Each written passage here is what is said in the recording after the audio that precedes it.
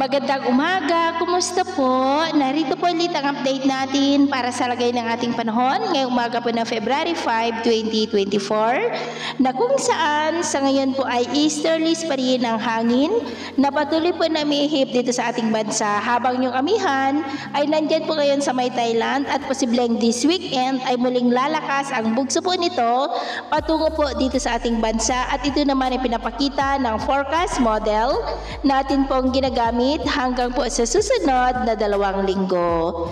At sa lagay po ng ating panahon, ngayong madaling araw ay maayos ang panahon sa malaking bahagi ng ating bansa pero may tsansa pa rin ng mga isolated rains dyan po sa may Polillo Island at ilang bahagi ng Sulu Archipelago.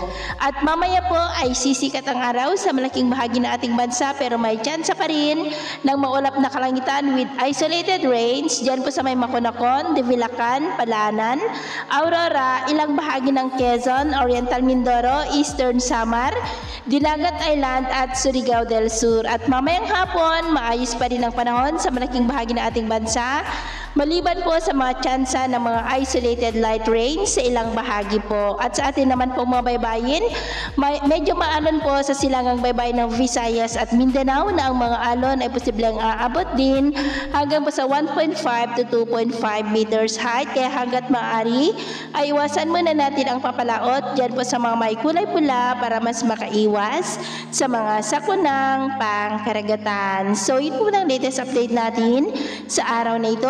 Muli si James na nagsasabing sa kahit na pagsubok po na darating sa ating buhay, huwag na huwag po tayong mawawalan ng pag-asa. Thank you and God bless!